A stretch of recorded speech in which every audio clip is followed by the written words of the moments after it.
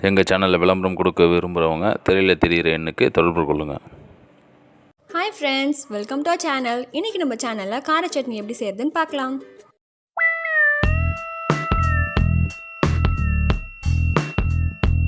இப்போ நம்ம கார சட்னி செய்ய போகிறோம். அதுக்கு தேவையான பொருட்கள் என்னென்னு பார்க்கலாம் வாங்க. எண்ணெய், கடுகு, கருவேப்பிலை, பச்சை மிளகாய், காய்ந்த மிளகாய், இஞ்சி, பூண்டு, வெங்காயம்,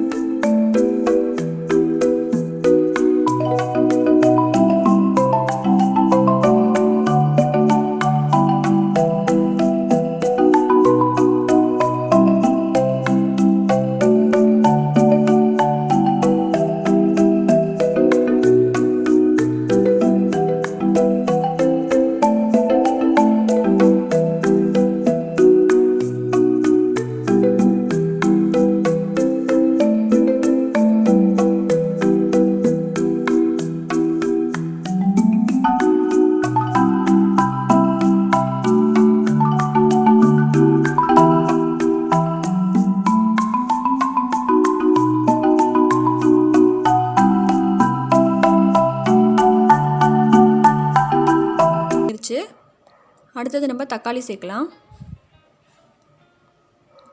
நல்லா பழுத்த தக்காளியாக எடுத்துக்கோங்க. நான் இங்கே 3 பெரிய தக்காளி சேர்த்துருக்கேன்.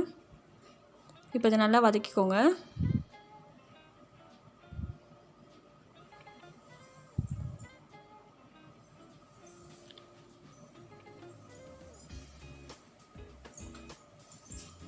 இப்போ இதை மூடி வச்சு ஒரு 2 நிமிஷம் வேக வைக்கலாம்.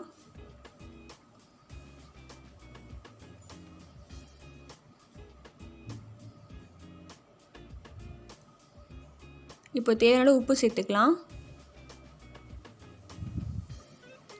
இப்போ இதை நல்லா வதக்கிக்கோங்க.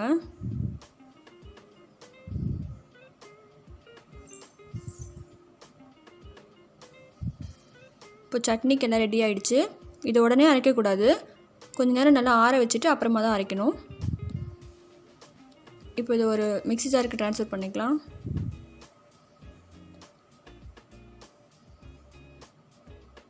இது கூடவே 3 டேபிள் ஸ்பூன் தண்ணி சேர்த்து நல்லா அரைச்சிக்கோங்க. அரைச்சாச்சு. அவ்வளோதான், நம்ம சட்னி ரெடி ஆகிடுச்சு. இப்போ இதை பவுலுக்கு ட்ரான்ஸ்ஃபர் பண்ணிக்கலாம். இப்போ இதை தாளிச்சிடலாம். தாளிக்கிறதுக்கு ஒரு கடாயில் கொஞ்சமாக எண்ணெய் ஊற்றிக்கோங்க. எண்ணெய் நல்லா காஞ்சதும் அதில் கொஞ்சமாக கடுகு சேர்த்துக்கோங்க.